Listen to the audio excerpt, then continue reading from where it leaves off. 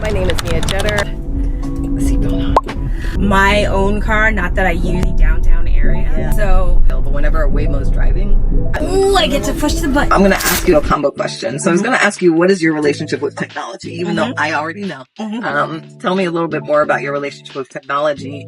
And while doing so, who are you? What do you do? Sure. So I have a lot of relationship with technology on many, many different fronts, which is really fun. So I started my career actually as a web designer and developer. So I used to code in HTML and CSS and do design and Photoshop and Illustrator and all those things back when you could make some real good money doing that. And then that grew into marketing and whatnot. But I'm also a podcaster. I am an old school, what now is called a creator, but back in the day was just a podcaster before they were really big and people made money with them. It was just a hobby. And so I've done audio visual work. I've done all different kinds of production work and whatnot. Now I work in marketing. I actually work in games marketing. So huge audio and video game nerd. I've been working for Xbox for almost 4 years now. Wow, has it been 4 years? It's almost 4 years. It'll be 4 years in April. Congratulations on that. That's amazing. So funny to say that because I feel like it's still new and I just started there. Okay. And so, say more about what's your relationship with technology. And I'll even just specifically ask the question. I'm always curious to know, different people do so many different things. If you could have AI, if you could snap your fingers and there would be a robot, an autonomous system, something enabled by artificial intelligence, that existed to make your life easier, what would it be? That's a loaded question. So I'll say right now I'm using AI already in my work in light ways. It's a huge help for me when I'm doing research and analysis, when I'm trying to pull through notes, figure out, from our meetings what folks are really wanting to get to, what are the things that really need actioning, what are the things that really need more resources and stuff like that. And that has been a huge, huge help for me. And I've been doing that more and more over the last year as frankly the tools and the intelligence has gotten even smarter, even better, understanding prompts better.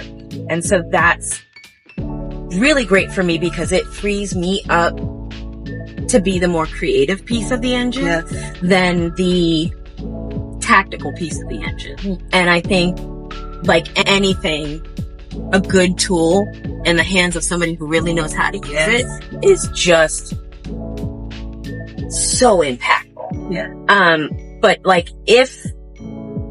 if there was a way that AI could, to an even deeper degree, I think, help me with the creative side.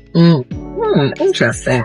Not necessarily for, creating games, because I think that we're far, far away from that. But for me, when it comes to the strategies that I'm building to market into different markets, to have a tool that, I could within, a couple of prompts come up with, okay, here's my base campaign and here's how I could translate it to be even more impactful in this market versus that market versus this market, because every market is different. That would be super helpful. I haven't cracked the nut yet on the tools that I have and the prompts that I have and the knowledge I have to do that. I have. Got it. And it's not great. It's very vague and top line yet. And I think that has more to do with the knowledge base and what the tools that I'm using right now are trained on. But I do think that would be something that, again, would make my life very easy. My household, both my husband and I are big tech nerds, so we use AI a lot. Well, I love that answer because it touches upon so many things. It touches upon use in your day-to-day life. It touches upon current use in work, and it touches upon things that you would like to see it be able to do. That's one of the reasons why I feel like you have a very unique background, and I love hearing how someone with your background and your connection with tech already, is currently using and what you'd like to see it be able to do.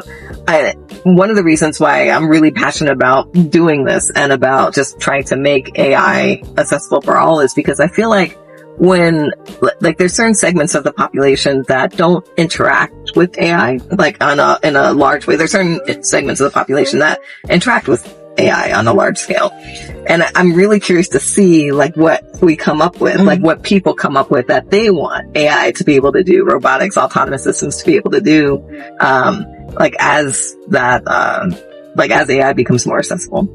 And even just looking globally at different parts in the world, like, there's different concerns, there's different needs, like, in different, like, regions, like the global south versus, you know, the global north. And so, like, I think your answer is something that, like, I'd never thought of or even just, like, considered in that way, just, like, the refinement, like, already using it, but refining it to do even better. Like, and your answer also touches upon something that's really important, is that you can't just use certain tools to do the work for you, like, because garbage in, garbage out. Like, you really need to read it. I think that's one of the biggest challenges that I have, like, sometimes with people who are new to using AI. They think, oh, okay, I'll just have AI write this and send it over. Like, I had someone, you know, doing some work for me, do a project for me, and, you know, she just pretty much had AI do it. The thing even still had the wingdings in it. So I have to ask you, how do you feel? Like, I know that you've mentioned multiple times that you're super comfortable. You seem comfortable from when you got in the car, but still just have to ask.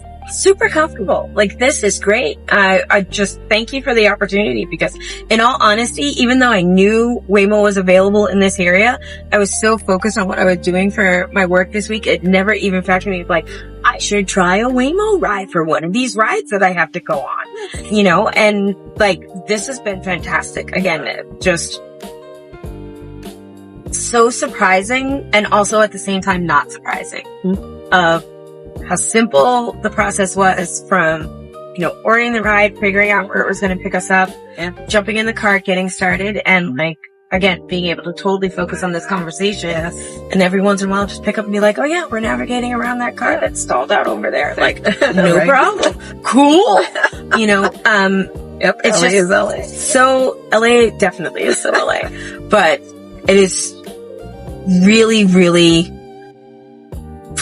I want to find the right word. Interesting isn't the right word, but it's the one I'm going to go with right now to see, like, how far we've actually been able to come with, you know, autonomous systems and cars that are able to drive themselves, not just on small pieces of a city runway, you know, which is what I'm used to be able to be in a vehicle fully autonomous, and from pick up to drop off, be able to handle it is just a remarkable, that's the word I'm looking